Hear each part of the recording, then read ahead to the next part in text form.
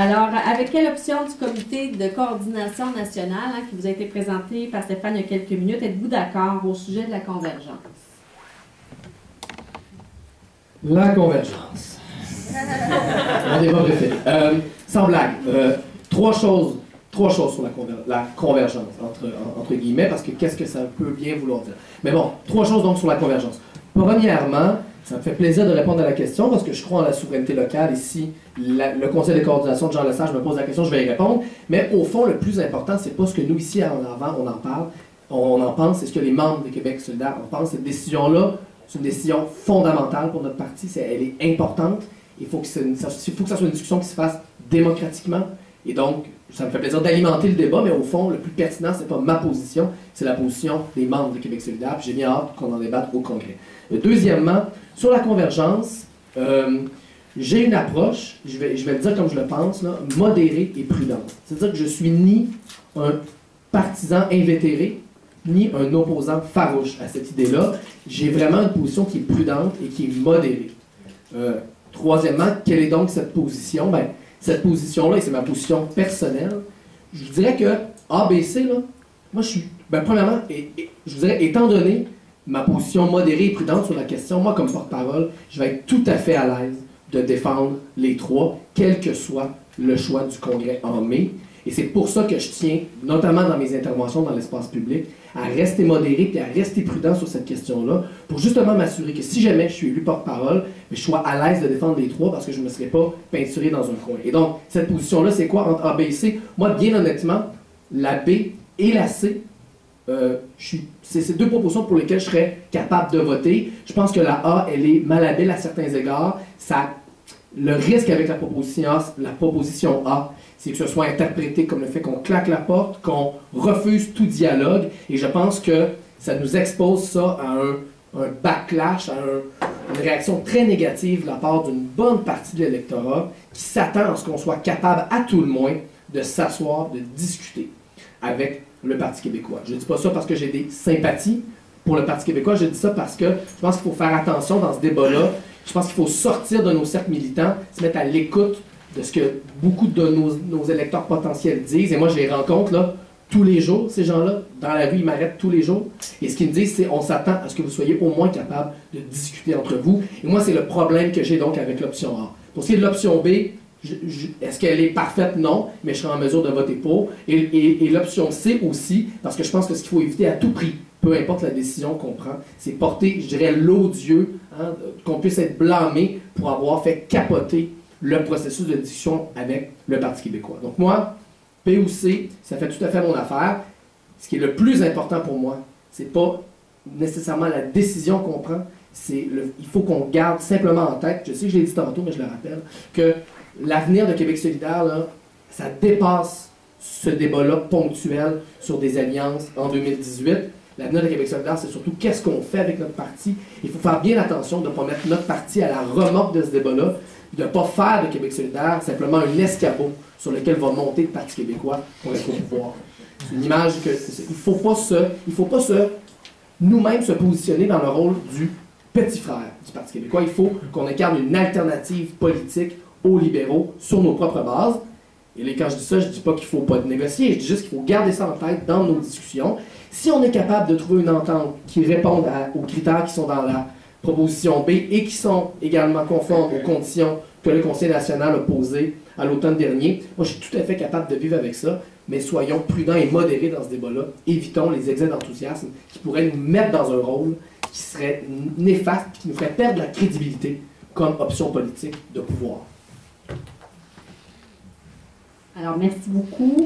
Monsieur Lafrenière, je laisse la parole. La même question. Bon, alors là, on va contribuer à votre réflexion, je pense.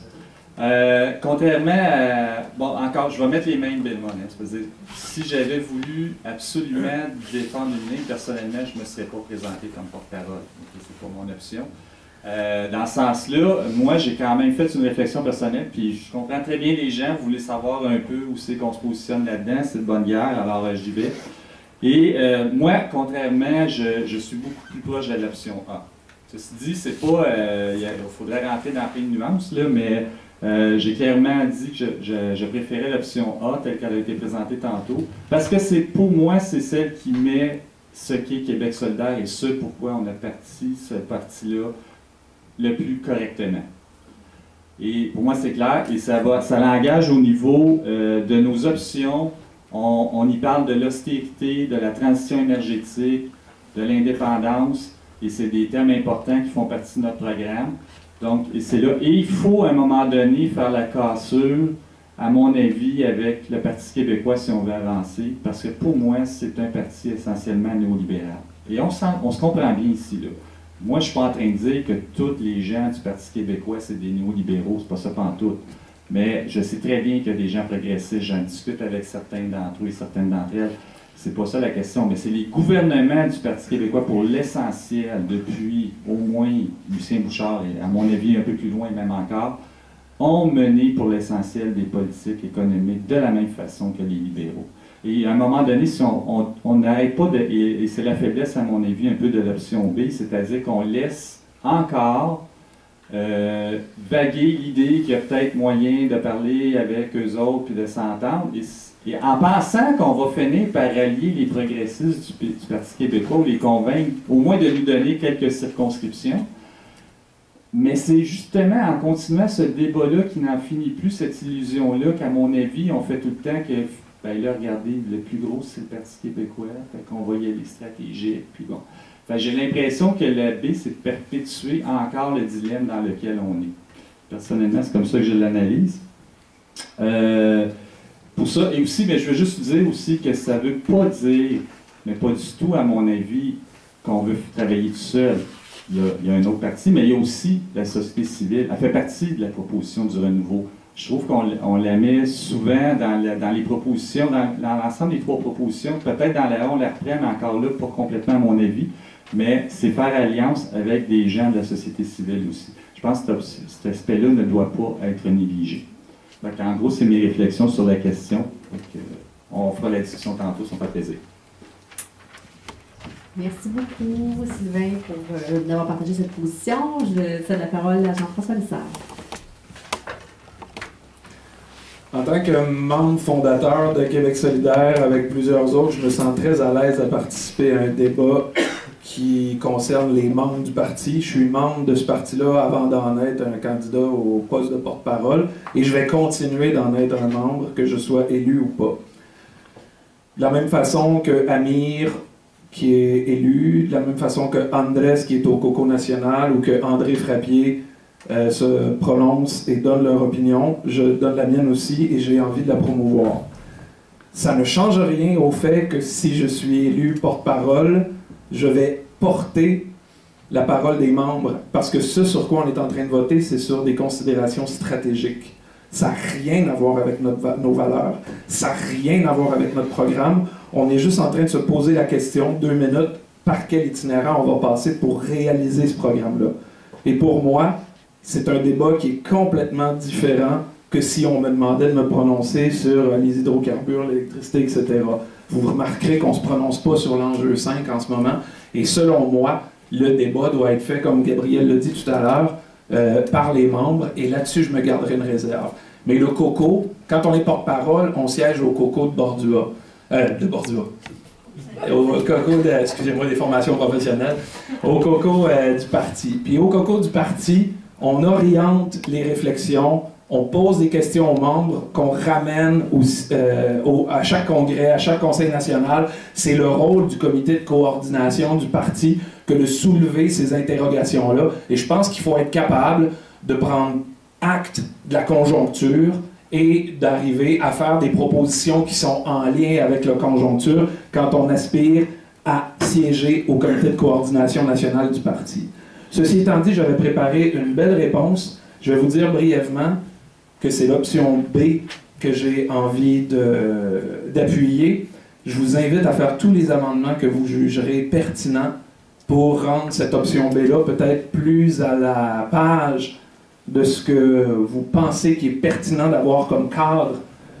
Mais il ne faut pas avoir peur, puis c'est incroyable, je l'aurais stagé, ça n'aurait pas fonctionné, mais j'ai un ami qui vient de m'écrire à l'instant, puis ça vient d'apparaître sur mon Messenger, puis je ne peux pas faire autrement que de vous le lire. Salut Jean-François, j'espère que tu vas bien. J'ai chopé un cancer du cerveau, c'est pas cool, je suis assez en forme. Il me reste 2 semaines et demie de traitement avant 1 mois de congé et un autre type de traitement par la suite. J'imagine qu'on ne peut plus devenir membre pour voter pour toi. Sérieusement, je suis tanné du statu quo et je suis en faveur de la convergence. J'ai quelques amis, comment on peut t'aider? Des messages comme ça, j'en reçois tous les jours, par dizaines. Des gens qui disent « je suis pas membre du parti, mais j'ai envie de m'impliquer parce que je suis tanné du blocage ». Je ne l'ai pas dit tout à l'heure, mais je travaille dans le milieu communautaire. Je suis en train de monter un OBNL d'habitation, puis on est en train, je coordonne un projet d'autopartage dans l'ensemble de la Montérégie pour faire en sorte que les personnes à faible revenu puissent avoir une voiture, parce que quand tu n'as pas de voiture en Montérégie, tu n'as pas accès aux services.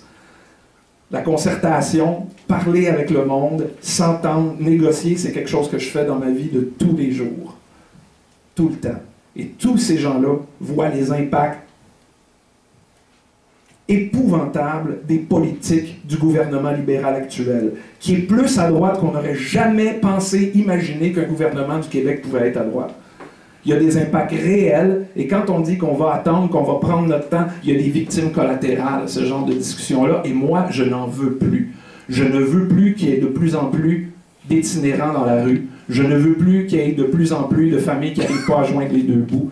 Je ne veux plus de cette situation-là. Et pour ça, il va falloir sortir de notre zone de confort et accepter de faire de la politique. Et faire de la politique, ça veut dire faire parfois des compromis, mais jamais sur nos valeurs, uniquement sur le chemin à emprunter. Et c'est ça que je pense qu'on propose avec l'option B. Merci.